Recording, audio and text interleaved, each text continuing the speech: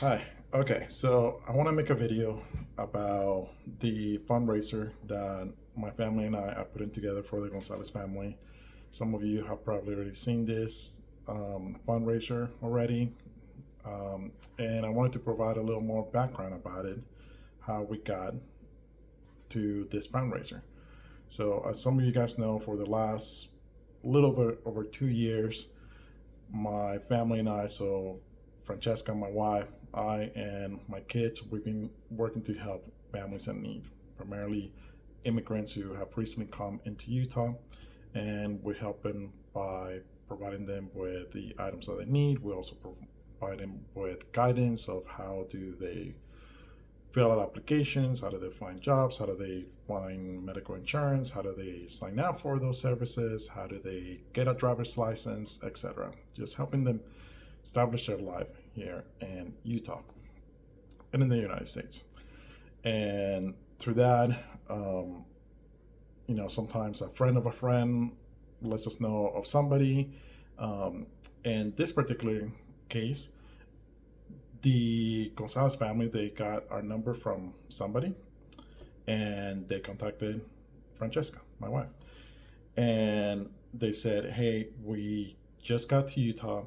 We been sleeping in the streets because our sponsor, the person who was supposed to take us in, they were no longer able to take us in, which unfortunately happens a lot. Uh, Sometimes, for reasons unknown, people just kind of say, like, well, sorry, never mind, I can't take you in now. Um, and other times, like this particular case, it was out of the sponsor's control. The sponsor really didn't have the way to provide the support. Um, they thought they did, but they lost it. And a little complicated, but it wasn't malicious. It's just kind of a very unfortunate event. Um, and they contacted us and see if we could help them. So Francesca contacted me. I pulled up information about the shelters, sent it to them. We said, hey, can you get to the shelters? They said, yeah, we could get there. And we're like, okay, great. We feel good that they'll find a place in the shelter. That same day, my mom goes into surgery, emergency surgery. We didn't know. She said that she was having stomach pain. She goes into surgery.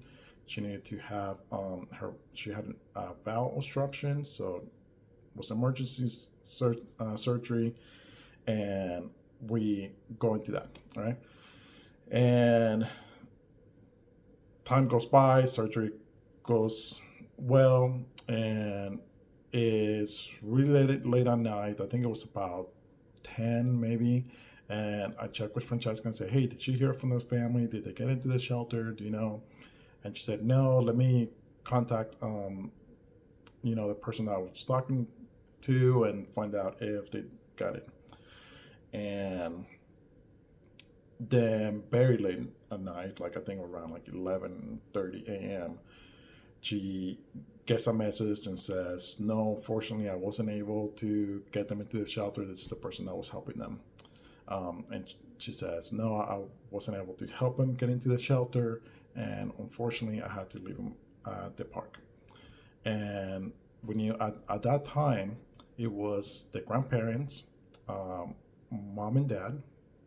So one of the so the grandparents, one of the sons of the grandparents, his wife, and their two little kids, two little girls, were the ones that were here out of the 16 of the Gonzalez families that made this trip over to Utah. Um, and the trip, so they were from Venezuela, as you see on the videos of the fundraiser. So they do this whole trek, and when they cross the border, it's kind of a sidetrack here, but so they cross the border, and it's kind of a mess with immigration. And they kind of separate you by men, women, and different families go here and here. It's kind of messy, right? So it was great for them to come together because they could help each other out in the way. In such a long road, as you could imagine, coming all the way from Venezuela to the United States. You have to walk, you take buses some areas, boats other areas, and it is super dangerous. The terrain, there's violent gangs that, they kidnap people, they murder people, they rob people. And so the fact that they were able to combine together as a family and 16 of them say, okay, we're going to do this together, I think it's amazing, because most families can agree on simple things like, you know, what are we going to have for dinner? And they said, let's all do this. And they all bundled together and said, okay, let's do it. Um, so yeah, and anyhow, at that time, because of the separation that happened during immigration, not all of them were able to get to Utah at the same time. So it was just let's see, the six of them that I mentioned, the grandparents, mom and dad, and two daughters, and they had to sleep in the streets that night, and I couldn't sleep that night. I stayed at the hospital with my mom, and I couldn't sleep thinking about the fact that there were two little girls out there. I didn't know that at this time. I just have heard of them, and just knowing that they were sleeping in the streets, it was hard for me. I, as a dad, I think that affects me. The fact that I've grown through love this, the people are coming in trying to seek for a better life. It was hard. And on top of that, I was dealing with the fact that my mom had just gotten surgery. So it was a difficult night. Um, the morning after, we were able to contact them again. We found out, okay, where are you? I contacted the shelter again. I said, okay, do you have room? You know, I wanted to make sure.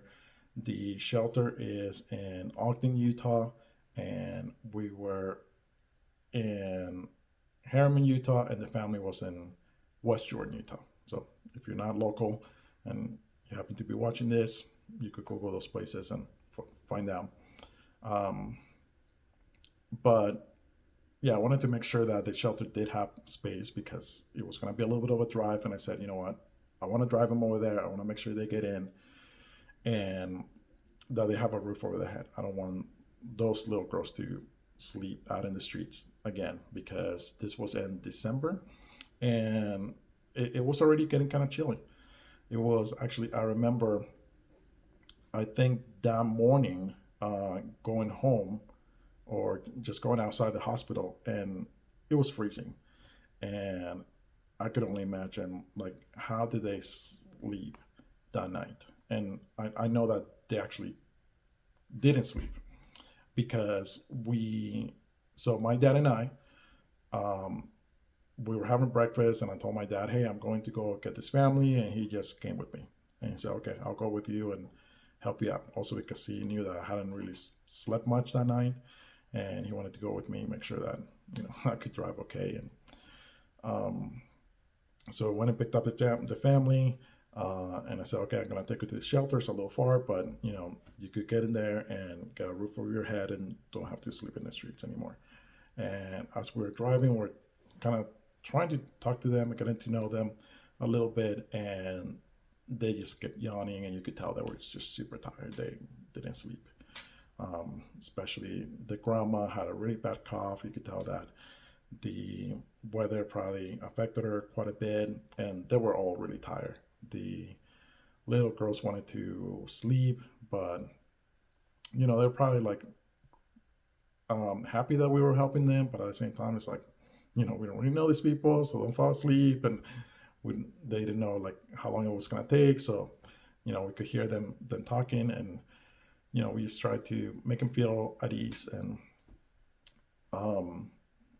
like I said, getting to know a little bit about them and their story. And um, I had really been interested about learning a little more about these people who make this dangerous journey, which I had to be honest, I didn't really think it was dangerous because so many people do it that if I had to say what I think it was, I thought it was like, maybe like when you go camping and you're just walking along and just like you going on a nice little trail because there's kids. And I thought, it must be a nice little trail where you just kind of walk along and it's long, but it's just walking and you're walking along a trail, with a whole bunch of people and kind of like a big party or everyone rallying and singing and Honestly, that's what I thought, right? And if you um, go to YouTube and search for some videos of crossing the jungle,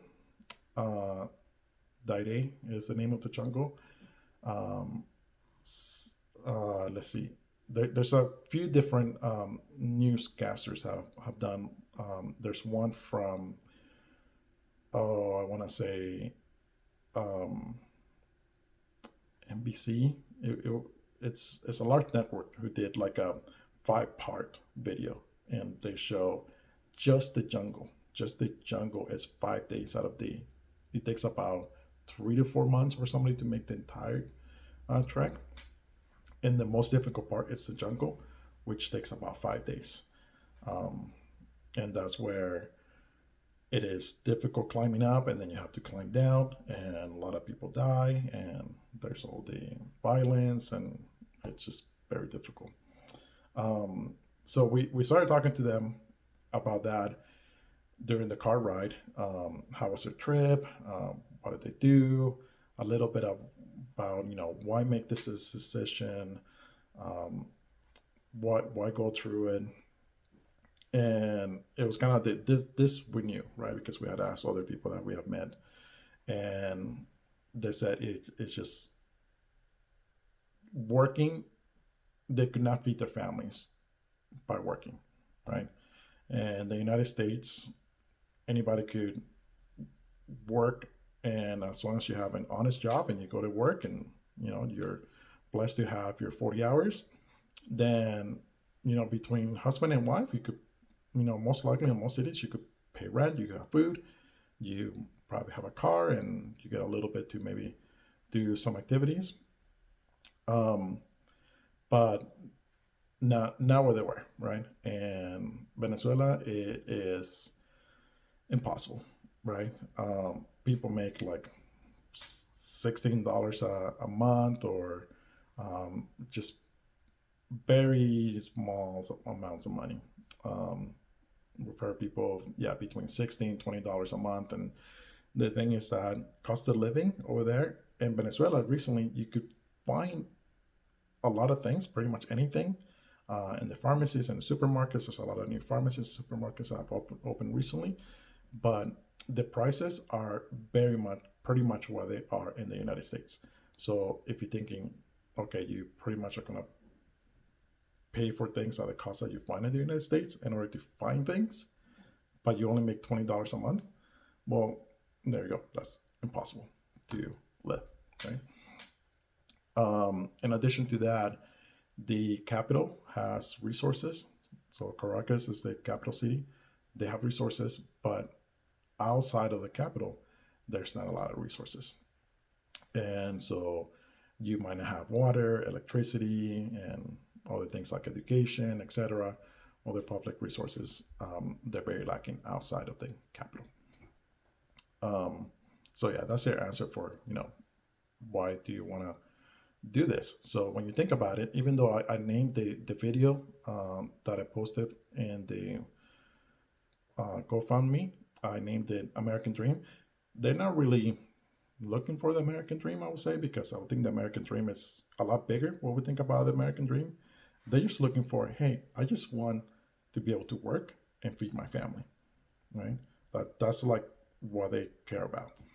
And one of the things that I really appreciate about the Gonzalez family is that they didn't have a roof over their head, right?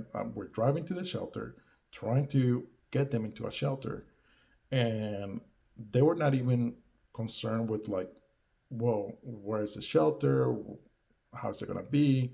What are we gonna do? And how are we gonna, like questions about this shelter. Well, how's this roof over my head gonna work? They were asking me, hey, I need to work. Do you know where I could work? What type of jobs can I get here? How do I get a job? How soon can I get my work permit?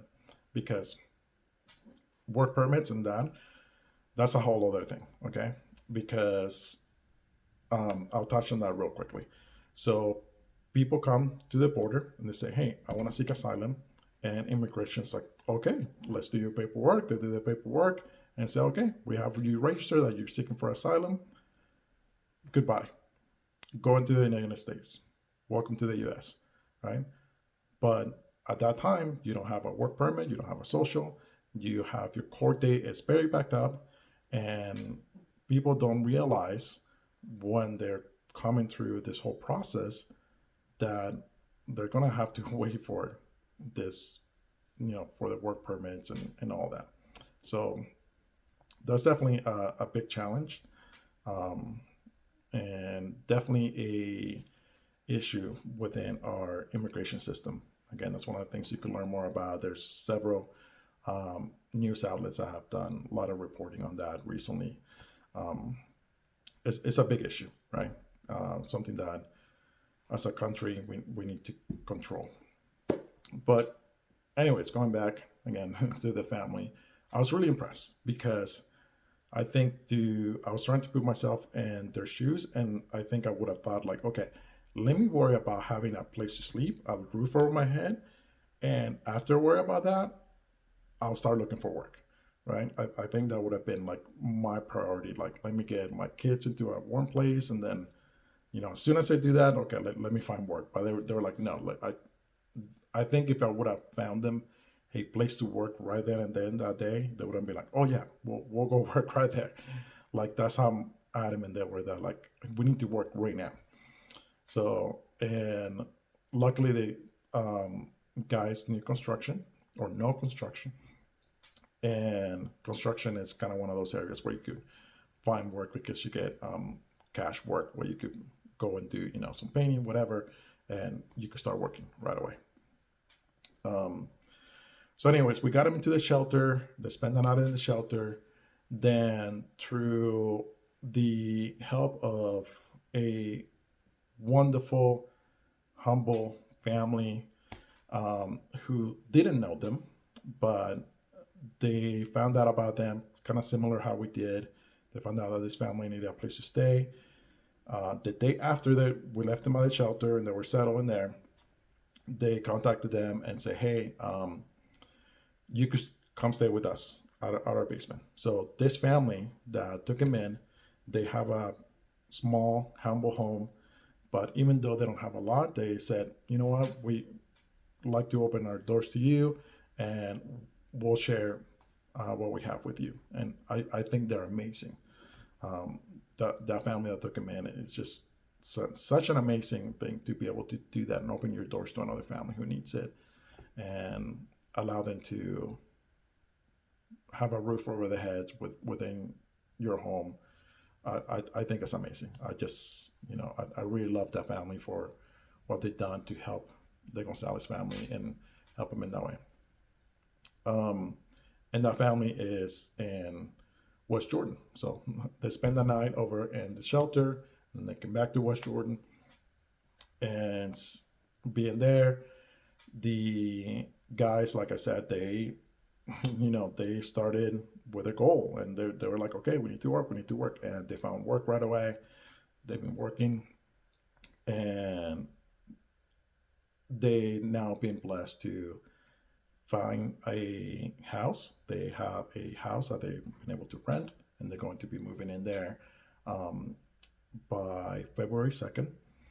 And that is where my goal comes in, that as I thought about that, I really felt that as I've done in the past with other families, I wanted to help them out with the basic needs that somebody needs when they go into a home, because you move in and you don't have anything. I mean, these people, especially this family, like they literally just pretty much have their clothes on their backs, right?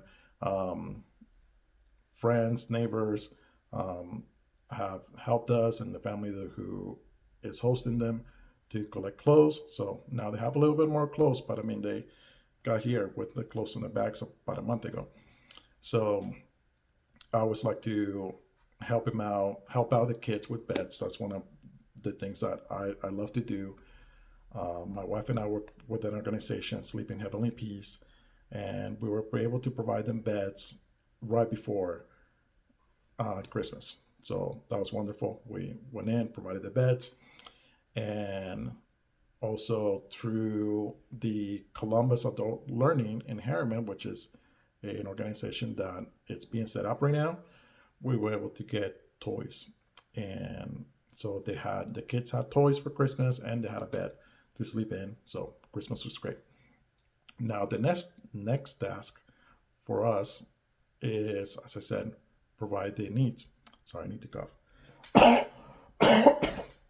I've been sick, like a lot of people, since about middle of Christmas, but it's almost gone. So, but yeah, the next task for me is that I really wanted to provide those basic necessities in a home. So to have plates, to have cups, to have utensils, to have pots and pans, maybe some towels. I think that those are, I would consider like the basic that you need, right? So you can start cooking, have a place to eat. A lot of times we're able to find donations of couches and tables. So I'll still be on the lookout for that. But normally I'm able to get those for free. Or, sometimes I'll spend maybe $20 here and there for things. If I could get on, some people might be selling a table and I'll tell them that, well, this is going to a family in need, and they might sell me a table for, $20.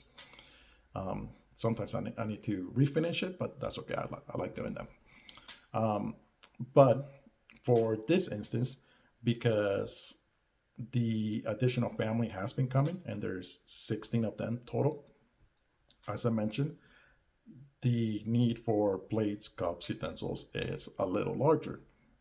So I thought, it'd be great. Maybe this will be an opportunity to reach out to the community and get some help in getting the family what they need. So that is the reason for the fundraiser. Putting it together because want to get